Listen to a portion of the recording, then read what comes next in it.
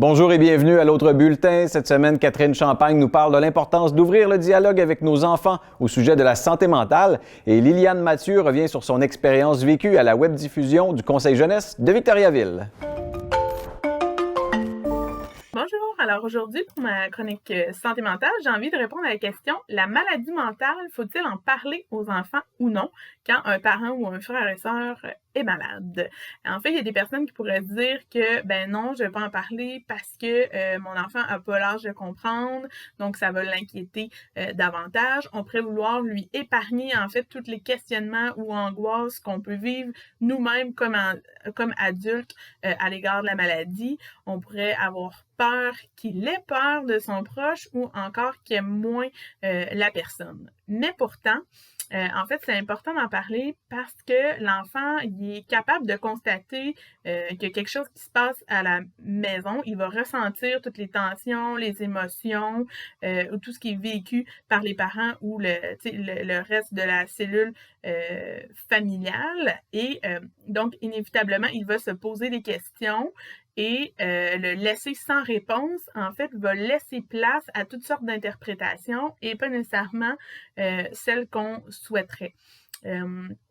En comprenant pas, en fait, trop qu'est-ce qui arrive aux proches et à la famille, l'enfant, il va être confus puis il va avoir besoin d'informations. Donc, on veut vraiment éviter que l'enfant interprète le contexte familial d'une façon qui pourrait lui nuire à long terme ou qu'il se sente coupable ou responsable de quelque chose qui lui appartient pas, qu'il devienne anxieux, qu'il finisse par avoir peur de son proche, justement, par manque de compréhension de la difficulté de son proche. On veut éviter aussi qu'il refoule ses émotions, qu'il n'y ait pas de place pour s'exprimer ou qu'il porte la maladie mentale en fait comme un tabou ou quelque chose de mal. Donc, autant les adultes que les enfants dans la famille, ben, ils doivent s'adapter à beaucoup de changements. Ils doivent s'adapter en fait au stress, à peut-être des variations d'humeur, ou des changements d'attitude ou de comportement, de l'instabilité, mais beaucoup d'incertitudes, en fait, de pas trop savoir des fois sur quel pied danser ou à quoi s'attendre.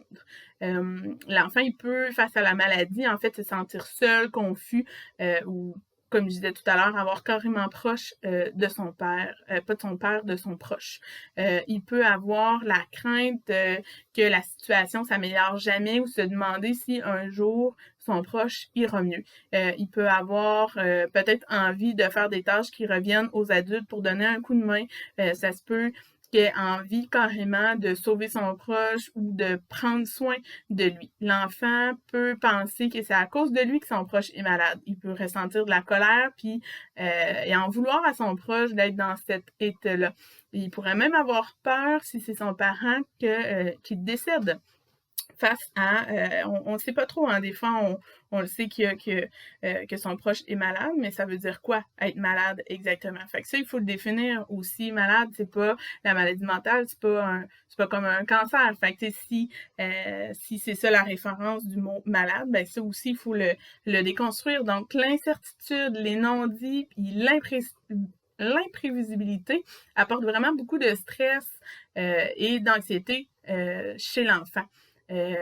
Donc, si on n'explique pas en fait ce qui se passe, ben ça va juste contribuer à faire grandir les peurs et nourrir carrément cette anxiété-là.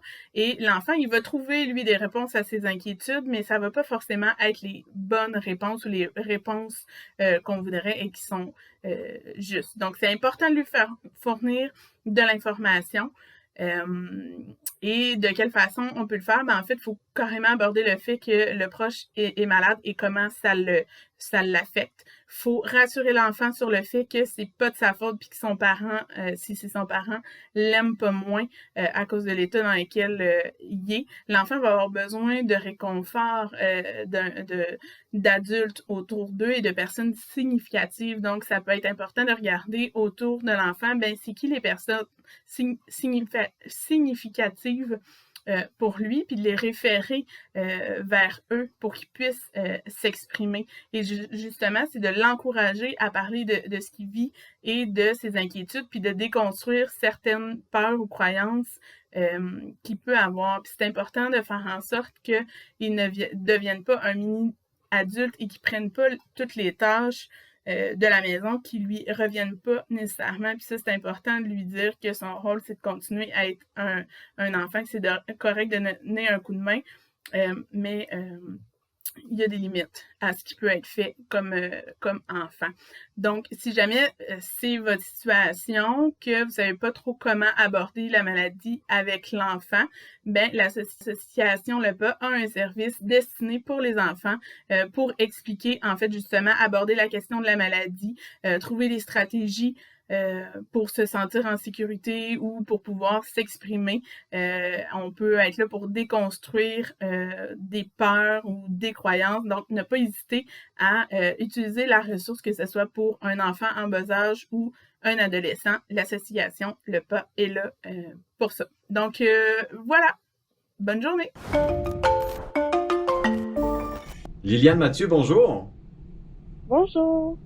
Alors toi, tu sièges sur le conseil jeunesse de Victoriaville. Tu es sur le conseil depuis combien de temps?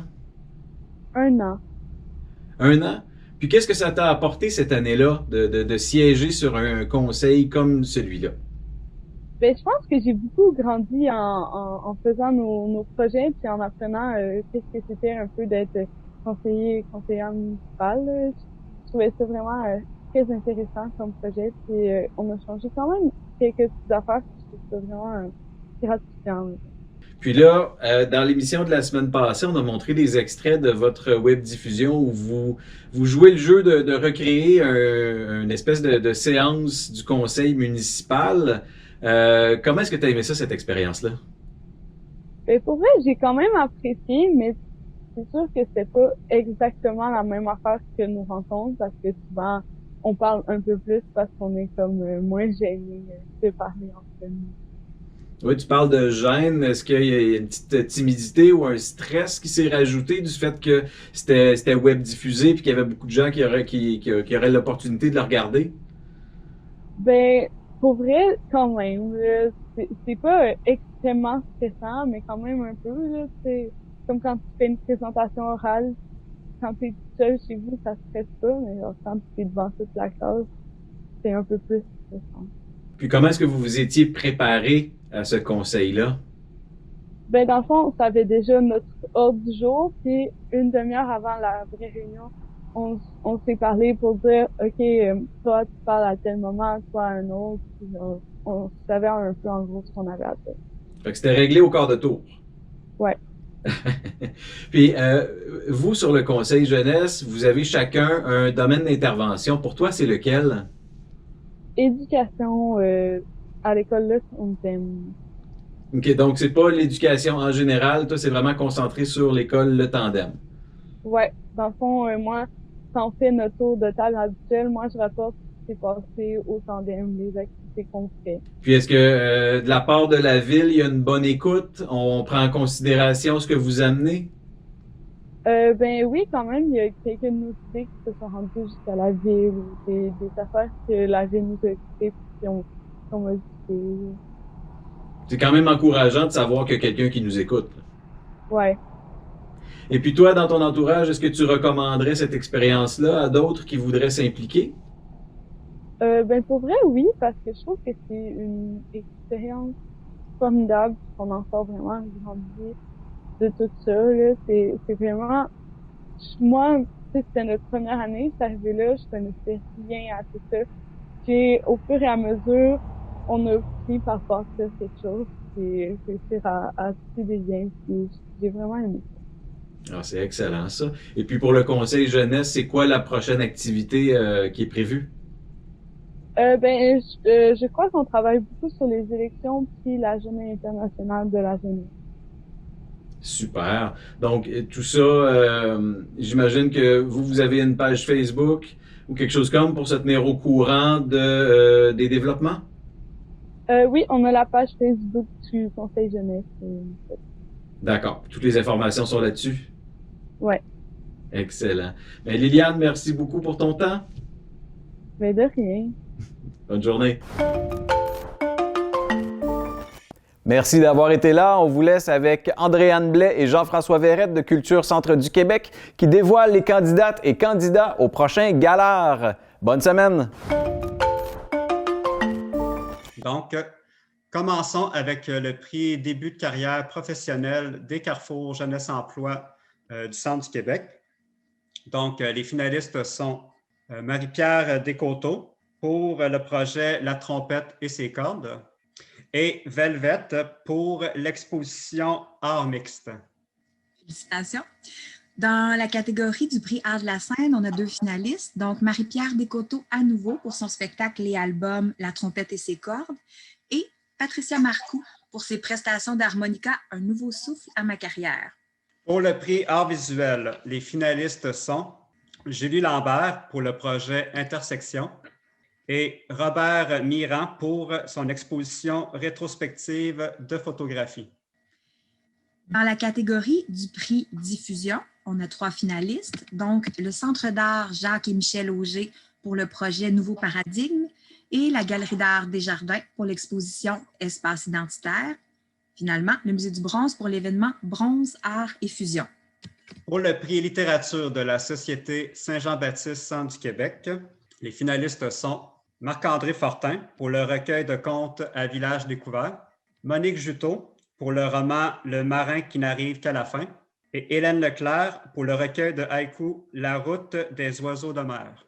Dans la catégorie des prix métiers d'art, nos 2 finalistes sont Isabelle Duprat pour la courte pointe Formation-Déformation et Marilyn Ménard pour sa collection d'objets de verre à la Fabrique 1840. Pour le prix Patrimoine et Muséologie, les nommés sont le Centre de la biodiversité du Québec pour le circuit interactif L'Écho des origines, le Musée des cultures du monde pour l'exposition Lumière sur les francs-maçons et le Musée du bronze pour l'exposition permanente Créativité sur mesure en fonderie d'art. Dans la catégorie du prix Initiative Jeunesse Desjardins, nous avons 3 finalistes, donc Isabelle Deblois pour le projet Exprime-toi en images, Mélanie Grenier pour l'album Léo l'escargot, Léo joue à cache-cache et Annie Langelier pour son offre d'animation C'est dans ma nature.